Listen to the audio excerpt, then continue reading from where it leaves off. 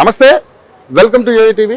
Group 1కి సంబంధించి అలాగే గ్రూప్ 2కి సంబంధించి రకరకాల ఇష్యూస్ మనం చూసాం గతంలో. ఎందుకంటే వాళ్ళు దానికి సంబంధించి పోస్టులు పెంచాలని, అదేవిధంగా వాయిదా వేయమని కూడా గతంలో అడిగినటువంటి ఇష్యూ మనం చూసాం. దాని మీద అనేక రకాల కేసులకు సంబంధించి కూడా ఈరోజు మళ్ళీ వీళ్ళంతా ధర్నాకు దిగడం జరిగింది. సో ఈరోజు చూస్తున్నాం, మన రాజ్యాంగ హక్కులను కాలు రాస్తున్న కాంగ్రెస్ పార్టీ అంటూ కూడా ఇదే స్టూడెంట్స్ ఏదైతే స్టూడెంట్స్ ఓట్లేసి ఈ అధికారంలోకి రావాలని కాంగ్రెస్ పార్టీకి సపోర్ట్ చేశారో అదే స్టూడెంట్స్ ఈరోజు జీవో 29ని రద్దు చేయాలంటూ, అదేవిధంగా గ్రూప్ 1 మీద ఉన్న కేసులన్నీ కూడా పరిష్కరించిన తర్వాతనే గ్రూప్ 1 మెయిన్స్ పరీక్షలు పెట్టాలంటూ కూడా ఈరోజు పెద్ద ఎత్తున ధర్నాకు దిగుతూ ఉన్నారు. సో జనార్దన్ గారు ఉన్నారు. జనార్దన్ గారి గురించి మనకు తెలుసు చాలా, వీళ్ళంతా గురించి కూడా, ఎందుకంటే వీళ్ళందరూ ఇష్యూ గట్టిగా చేశారు. సో ఇప్పుడు జనార్దన్ అడుగుదాం, ఎందుకంటే మరి నిజంగానే ఇప్పుడు వాళ్ళకి ఏమన్నా మరి కోర్టు నుంచి సానుకూల స్పందన వచ్చిందా లేదో వాళ్ళ మాటలు తెలుసుకుందాం. జనార్దన్ నమస్తే, బాగున్నారా? ఏంటి మరి ఇప్పుడు మరి రాజ్యాంగ హక్కుల్ని కాలు రాస్తున్న కాంగ్రెస్ పార్టీ అంటూ ప్రభుత్వం మీద ఒత్తిడి తీసుకొచ్చే కార్యక్రమం చేస్తారు గ్రూప్ 1 గ్రూప్ 2కి సంబంధించి. ఏంటి అసలు ఏం జరుగుతుంది ఇప్పుడు? మరి కేసులన్నింటిని కూడా పరిష్కరించాలని అంటున్నారు, అయ్యే అవకాశం ఉందంటారు. ఎట్లా ఉంది పరిస్థితి? మేము ప్రభుత్వం పైన ఒత్తిడి తేవట్లేదన్న, ప్రభుత్వమే రకరకాల రాజ్యాంగబద్ధ సంస్థల పైన ఒత్తిడి తెస్తున్నది. ఆ ఒత్తిడిలకు ఆ సంస్థలు లొంగొద్దని చెప్తున్నాం.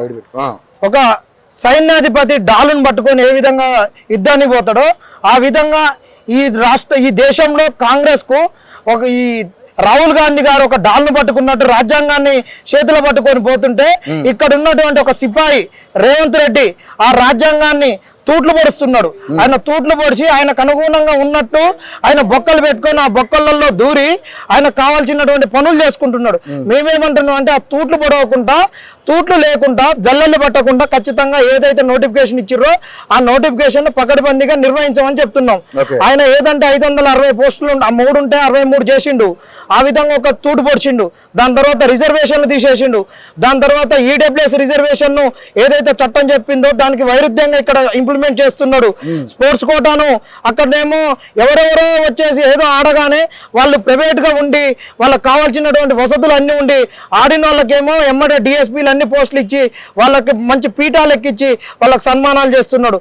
ఇక్కడ ఉండి లేక తిని గురుకుల పాఠశాలల్లో చదువుకొని నేషనల్ ఇంటర్నేషనల్ లెవెల్లో ఆడుకున్నటువంటి విద్యార్థులకు ఉద్యోగాలు ఇవ్వకుండా, వాళ్ళు లైబ్రరీలో కూర్చొని చదువుకుంటే వాళ్ళకు కూడా ఉద్యోగాలు ఇవ్వకుండా స్పోర్ట్స్ కోటాను కూడా వయలేషన్ చేసినటువంటి ఈ రేవంత్ రెడ్డి ప్రభుత్వాన్ని మేము ఏం కోరుతున్నామంటే ఇప్పుడున్నటువంటి 33 కేసులను పరిష్కరించిన ఎమ్మటే మెయిన్స్ పెట్టాలి. లేదంటే ఈ పబ్లిక్ సర్వీస్ కమిషన్ ఏంటంటే ఆ రోజున్న పబ్లిక్ సర్వీస్ కమిషన్ ఒక జీరాక్స్ సెంటర్ అయితే ఈ రోజున్నటువంటి పబ్లిక్ సర్వీస్ కమిషన్ ఏంటంటే మాక్ టెస్టులు పెట్టేటటువంటి సంస్థ. ఈ మాక్ టెస్టుల సంస్థ ఉండొద్దు, నిజమైన ఉద్యోగాలు ఇచ్చేటటువంటి సంస్థనే మాకు కావాలి. వీళ్ళు అనుకున్నట్టు ఈ రోజు పబ్లిక్ సర్వీస్ కమిషన్ ప్రక్షాళన జరగలేదు. రేవంత్ రెడ్డి చెప్పినట్టు నడిచేటటువంటి ఒక సంస్థనే ఈ రోజు ఉన్నటువంటి రాజ్యాంగబద్ధ సంస్థ. ఇది యనుమల వారి యొక్క పబ్లిక్ సర్వీస్ కమిషన్ అని మేము చెప్తున్నాము. ఈ యనుమల పబ్లిక్ సర్వీస్ కమిషన్ ఉండొద్దు. ఖచ్చితంగా మా జీవితాలకు వెలుగులు నింపేటటువంటి పబ్లిక్ సర్వీస్ కమిషన్ కావాలనుకుంటున్నాం.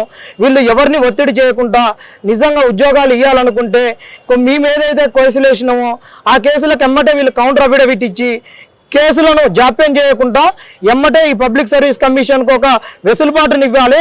వీళ్ళ కబంధ హస్తాలలో ఈ పబ్లిక్ సర్వీస్ కమిషన్ పనిచేయొద్దు. ఈ పబ్లిక్ సర్వీస్ కమిషన్ వాళ్ళు పనులు చేయకుండా వచ్చి కోర్టు హాళ్లలో ఎందుకు కూర్చుంటున్నారు? ఎగ్జామ్లు పెట్టడానికి ఇంకా నువ్వు గ్రూప్ 2 గ్రూప్ 3కి ఎన్ని రోజులు ఉన్నది? అక్కడ పేపర్ తయారు చేయాలి. అక్కడ నువ్వు పబ్లిక్ సర్వీస్ కమిషన్ కు ఎక్స్పర్ట్స్ కమిటీని పిలిపించుకోవాలి. వాళ్ళు చేసేటటువంటి క్వశ్చన్లలో ఎలా లీకులు కాకుండా ఉండేటటువంటి కంచెలు వేసుకొని పనిచేయాల్సిన అవసరం ఉన్నది. మేము నీకు రిప్రజెంటేషన్ ఇస్తామంటేనే కంచెలు వేసుకుంటావు.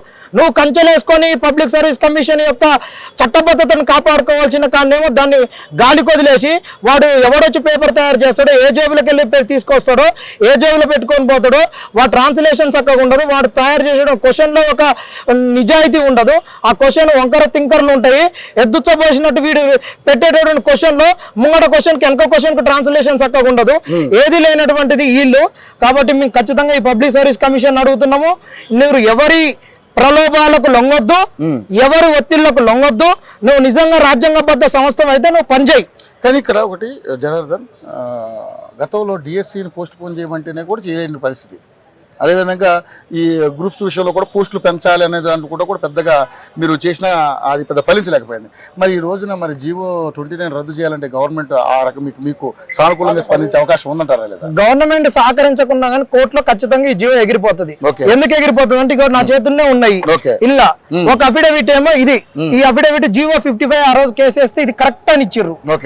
ఇదే వీళ్ళు ఇప్పుడు ఇంకొక అఫిడవిట్ ఏమి ఇచ్చారు అంటే ఇది వీళ్ళు చెప్పి ఇచ్చింది ఇది 29 మంచిదని ఇచ్చారు.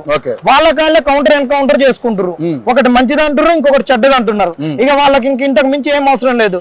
పసిపిల్లోడు కూడా మాటలు వచ్చినటువంటి బుడిబుడి నడకలు నడిచేటోడు చిటిపోటి మాటలు మాట్లాడేటోడు కూడా ఇట్లా పట్టుకొని ఇది కాంగ్రెస్ తప్పు చేసిందని చెప్తారు. కాకపోతే ఆ జడ్జిమెంట్లు రాకుండా వీళ్ళు ఏం చేస్తున్నారు అంటే కాలయాపన కోర్టులో చేస్తున్నారు. అంతే, ఖచ్చితంగా 29 జీవో రద్దు అవుతుంది 100%. అది మాకు నమ్మకం ఉన్నది. ఆ నమ్మకం ఎట్లా ఉన్నది అంటే వీళ్ళు కోర్టులో చేస్తున్నటువంటి తతంగా మాకు తెలుసు. మరి ఈ రోజు కేసులన్నీ పరిష్కరించే అవకాశం ఉందా? వీళ్ళు కనుక నిజంగా ఇప్పట్లో అఫిడవిట్ ఇచ్చినా ఈ కేసులన్నీ ఎమ్మటే పరిష్కరించబడతాయి. ఎందుకంటే కోర్టులు మేము వేసినటువంటి జడ్జిమెంట్ ఉందన్నారు ఈ రోజు ఉన్నది. అసలు మీరు అనుకున్న జరుగుతుంది అనుకుంటున్నారా? ఖచ్చితంగా వీళ్ళు కనుక నిజంగా వీళ్ళ అడ్వకేట్ కూడా మళ్ళా రేపు పోస్ట్ పోన్ అని, ఎందుకంటే వీళ్ళు ఎట్టంటే రేపటితోటి కోర్టు అనేటటువంటి హాలిడేస్ వస్తున్నాయి, ఫస్ట్ వెకేషన్ వస్తుంది. ఈ క్యాలెండర్ ఇయర్ లో జనరల్ గా సంవత్సరం ఇయర్ లో వస్తుంది వెకేషన్. ఈ వెకేషన్ లో వీళ్ళ భయం ఏంది అంటే ఖచ్చితంగా ఇక వెకేషన్ వస్తుంది, ఈ రోజు అయిపోతుంది, రేపు వెకేషన్ 14కి అయిపోతుంది, 14 వరకు హాల్ టికెట్లు పెడతాం. వెకేషన్ అయిపోగానే రాగానే హాల్ టికెట్లు పెట్టినాం. ఇక మేము ఇన్ని పేపర్లను ప్రింట్ చేసి అన్ని హాల్ సెంటర్లో పంపించడానికి ఇక మాకు 5-6 కోట్లు అయినాయి. ఈ ప్రభుత్వం తెలంగాణ ప్రభుత్వం లంక బిందెల ప్రభుత్వం కాదు, ఖాళీ బిందెల ప్రభుత్వం. మళ్ళీ మా కాడ పైసలు లేవు కాబట్టి ఈ ప్రభుత్వం యొక్క విన్నపాన్ని విన్నవించండి కోర్టు గారు. ఇంకా మీరు ఎవరికైనా 29 జీవో కానీ ఇంకా స్పోర్ట్స్ వాళ్ళకి కానీ ఎవరికన్నా అవకాశాలు ఇస్తే మేము మా కాంగ్రెస్ కు ఒక ఆనవాయితీ ఉన్నది. ఎమ్మెల్యే అప్పుడు సీట్లకు ఎప్పుడైతే మేమైతే ఎమ్మెల్యే ఎలక్షన్లు రేపన్నంత వరకు కూడా మేము దఫాల వారిగా 10-20 దఫాలుగా ఎమ్మెల్యే సీట్లు ఎట్టిస్తామో అదే విధంగా మేము కూడా మెయిన్స్ను 7-8 దఫాలుగా పెడతాం. ఈ దఫాలకు పద్ధతి మాకున్నదే అని చెప్పి రేపు కోర్టును అడుగుతారు వీళ్ళు. ఖచ్చితంగా మేము ఏమంటున్నామంటే ఈ దొంగ తిరుగుళ్ళు ఉంటాయి, అట్లా మీరు లేకుండా నిజంగా స్ట్రైట్ ఫార్వర్డ్ గా కూడా వస్తే మీరు అంటున్నారు కదా మేము మాకు దమ్ము ఉన్నది ధైర్యం ఉన్నదని వేరే వాళ్ళకి సవాళ్ళు విసురుతారు కదా, అదే సవాళ్ళని మీకు విసురుతున్నాము. మీకు అదే దమ్ము ధైర్యం కలేజా ఉంటే ఖచ్చితంగా మీరు ఎమ్మట కౌంటర్ అఫిడవిట్ ఇవ్వండి. మీరు ఖచ్చితంగా కోర్టులో ఈ రోజు ఎంత వరకు అయినా నైట్ 12 వరకు అయినా మీరు కోర్టును నడపమని మీరు జడ్జిని అడుక్కోండి. మా తరపు అడ్వకేట్ కూడా మేము అడిగిపిస్తాం. ఖచ్చితంగా ఈ రోజు జడ్జిమెంట్ వస్తుంది. మీరు దొంగ తిరుగులు వేసేసి టైం అయిపోయింది రేపు వస్తామని, రేపు వచ్చినాక 14 అని వీళ్ళు చేసేది ఇదే. ఓకే, సో మనం ఇప్పుడు చూసుకుంటే ఒకవైపు హైడ్రా నడుస్తుంది, మరి మీ సమస్య పరిష్కారం ఉంది. కానీ గతంలోనే స్పందించిన వాళ్ళు ఈ రోజు మరి ప్రభుత్వం ఈ పట్ల సానుకూలంగా స్పందిస్తుందని మీరు అనుకుంటున్నారా? ఎందుకంటే ఆల్రెడీ 60,000 ఉద్యోగాలు ఇచ్చామని చెప్తున్నారు, మీరేమో నిరుద్యోగులు గడ్డాలు విరిగిపోతున్నాయి, పెళ్లిళ్ళు అవ్వట్లేదు. మీరు ఇలాంటి పోరాటాలు చేస్తూనే ఉన్నారు కానీ గవర్నమెంట్ అయితే దిగొచ్చే పరిస్థితి కనబడట్లేదు. మీ ఏజ్ బారైపోతుంది, ఏంటి దీని సొల్యూషన్ ఏంటి? గవర్నమెంట్ అలాంటి చేయాలనే చేస్తున్నది, గవర్నమెంట్ దిగిరాదు. కానీ గవర్నమెంట్ దింపడానికి ప్రజా ఉద్యమాలు అవసరం. వస్తున్నాయి, ఏం చేస్తారనుకుంటున్నారు? మేము కోర్టులో గెలుస్తాం, ఖచ్చితంగా గెలుస్తాం. మేము ఏరుకోరి మేమే బస్సు యాత్ర చేసి ఈయన బస్సు యాత్ర ముగించినాం. ఇప్పుడు అక్కడ ఉన్న ఏసీఆర్లోనే మేము మాట్లాడినాం, అందరు వచ్చిర్రు, పెద్దలందరూ వచ్చిర్రు, గల్లీ నుంచి ఢిల్లీ వరకు పెద్దలు వచ్చి మమ్మల్ని సన్మానించిర్రు. కానీ మేము ఏం చెప్తున్నాం అంటే ఖచ్చితంగా కోర్టులో గెలుస్తాం. ఏదైతే మీ గెలుపుకు మేము కృషి చేసినామో అదే విధంగా ప్రతి ఎన్నికలలో వార్డు మెంబర్ ఎన్నిక కానించి వచ్చే బై ఎలక్షన్ లో ప్రతి ఎన్నికలలో కూడా కాంగ్రెస్ కు వ్యతిరేకంగా మేము పనిచేస్తాం. ఇప్పుడు వచ్చే ఎమ్మెల్సీ ఎన్నికలలోనైనా స్థానిక సంస్థల ఎన్నికల్లోనైనా ఇవాళ మనం నిలబడ్డది ఖైరతాబాద్ నియోజకవర్గంలో నిలబడ్డాం, ఖైరతాబాద్ నియోజకవర్గం గడ్డ మీద నిలబడ్డాం. ఖైరతాబాద్ ఈ గడ్డకు అతి త్వరలోనే బై ఎలక్షన్లు రాబోతున్నాయి. ఈ గడ్డలోనే కాంగ్రెస్ ను మట్టి కలపడం అనేది ఖాయం. ఈ ప్రెస్ క్లబ్ సాక్షిగా చెప్తున్నాం, కాంగ్రెస్ కు వ్యతిరేకంగా పనిచేస్తాం. మమ్మల్ని కన్నీరు పెట్టించినటువంటి ఈ ప్రభుత్వాన్ని ఖచ్చితంగా ఈ ఖైరతాబాద్ ముసిలోనే ఉంచుతాం. Thank you. మీ పరిష్కారం మీ సమస్యల పరిష్కారం కావాలని మేము కూడా కోరుకుంటున్నాం. ఆ రకంగా ప్రభుత్వం ముందుకెళ్తే బాగుంటుంది. మీరు మాకు ఇంతవరకు సహకరించారు కాబట్టి ఈ సమస్య అనేది సమాజంలోకి వెళ్ళింది. మీ సహకారం మాకు చాలా ముఖ్యం అన్న. Thank you so much. So అది పరిస్థితి.